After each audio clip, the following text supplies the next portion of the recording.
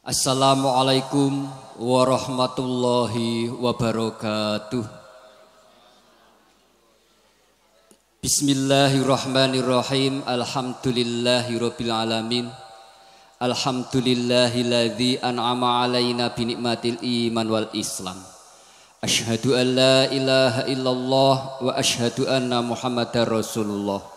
La haula wala quwata illa billah. Amma ba'd. Nuwun wonten ngarsanipun bini sepuh, sesepuh, aji sepuh saha ingkang kasepuhaken ingkang dahat kalingga murdaning akrami. Ngarsanipun para alim, para kiai ingkang siang pantaraning ratri tansah anggegulang reh agami.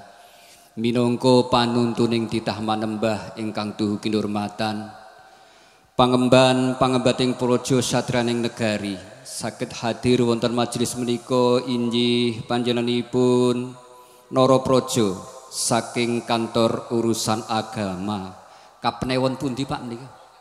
Kapenewon Purwosari Gunung Kidul ingkang estu kita hormati. Wonten ngarsanipun calon kadang besan Sutrisno nuninji Bapak Bonari sekalian garwa. Sumrambah dateng sanak kadang sagung tamu lenggah ingkang estu mboten saged kasebat asma lenggah saha kalengganipun ingkang estu kita hormati. Murwakani atur wonten ing swasana winungku bagya mulya menika sampun sakmestinipun kita tansah ngaturaken pangalembana puji dalasan syukur alhamdulillahirabbil alamin. Kunjuk wonten Gusti Agung Allah Subhanahu wa taala ingkang wonten ing ngri kalenggan enjang siang punika tasih ngluberaken nikmatipun saengga panjenengan dalasan kula saged rawuh wonten ing papan menika. Sholawat menapa dene salam mugi kajiwa kasalira dhateng roh dalem junjungan kita Nabi Agung Muhammad sallallahu alaihi wasallam. Kalebet garwa putra keluarga sumrambah dhateng panjenengan lan kula minangka pendherekipun ingkang mawantu syafaatipun ing yaumul kiamah. Sagung lenggah ingkang tukinurmatan gempil kamardikan panjenengan sami sawetawis keparenga matur. Mboten sanes atur kula minangkani saking pamundhutipun keluarga ageng panjenenganipun Bapak Zuhdi Juweni miwah Ibu Mujinem. Ingkang tentu kemawon badhe matur wonten ngarsanipun panjenenganipun Bapak Bonari dalasan garwa sumrambah dhateng sedaya keluarga. Ukara miwah sastra ingkang karantam wonten telenging manah mboten kawiyos ing lati nyaraya dhateng pribadi kula. Mila tinebihna tulak sarik lan bebendu kula hamagani saking sedaya keluarga. Nggih keluarga ageng panjenenganipun Bapak Yuhdi Juweni dalasan Ibu. Ingkang sepisan sowan kula wonten ngarsanipun panjenenganipun Bapak Bonari miwah Ibu Supriyatin dalasan sedaya keluarga.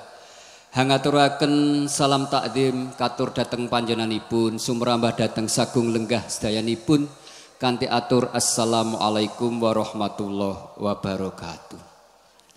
Ndungkap salajengipun kula sak keluarga saking tlatah Sindet Ukirsari sowan wonten ngarsanipun panjenenganipun Bapak Bonari miwah Ibu Suprihatin hanganti paraga ingkang sawetawis kathah.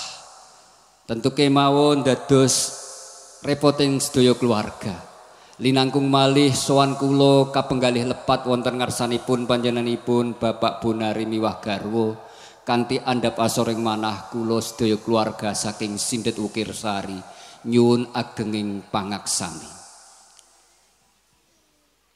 Ndungkap salajengipun wosing gati sowan kula wonten ngarsanipun panjenenganipun Bapak Bonari miwah Ibu Suprihatin. Kula hamasrahaken anak kula wahidan. Mbok bilih samangki wekdal ingkang sampun katentokaken. Sedayanipun sampun samapta paraga ugi sampun siyaga. Keparenga panjenenganipun Bapak Bonari angakat nikahaken anak kula wahidan pikanto atmojo panjenengan injih Nimas Ayu Maya Apriliana Eka P. Saestiu kanthi mekaten nyuwun ziyadah doanipun mugi acara akad nikah semangkih lulus rahayu wilujeng laning semangkih mbok bilih sampun ijab suci wonten ngarsanipun Narapraja saking kantor urusan agama lumebet wonten korining bebrayan agung mugi pinaringan keluarga ingkang sakinah mawaddah warahmah. Ewa semanten estu sowan kula wonten ngarsanipun panjenenganipun Bapak Bonari dalesan garwa. Kula netepi adat ingkang sawetawis lumampah wonten ing dusun Sindet. Mila sowan kula wonten enjang siang punika ugi hamasrahaken upakarti. Ingkang sepisan awujud pisang sanggan minangka sesanggemanipun kula sak keluarga.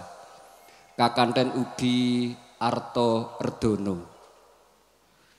Ugi kagem nyengkuyung walimanipun. Hajatipun panjenenganipun Bapak Bonari sekalian garwa kula hamasrahaken menapa ingkang dados wulu wetunipun wonten ing tlatah Sindet sedayanipun kula jamak Sri Kitriron Bumbu salembaran katur wonten ngarsanipun panjenenganipun Bapak Bonari. Ugi kakanten kagem nedahaken tresnanipun anak kula wakidan kaliyan Nimas Ayu Maya Apriliana Eka P. Iki apa Pak wakidan? Putri. Njenjang mboten disingkat lah bingung ya. Pak wakidan. Nggih ngaturaken arupi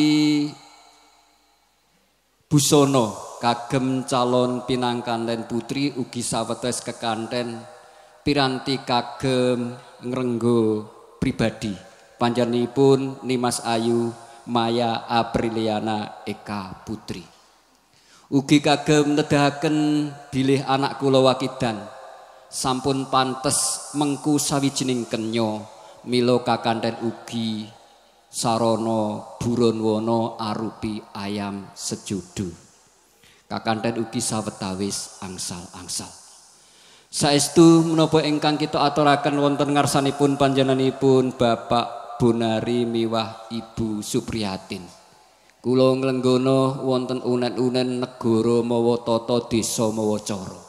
Mbok bilih adat ingkang sawetawis lumampah wonten ing Sindet boten saged jumenengi lan boten saged jumbuh kalian adat tradisi wonten ing mriki kanthi andhap asoring manah kula sedaya keluarga saking Sindet nyuwun agenging pangaksami.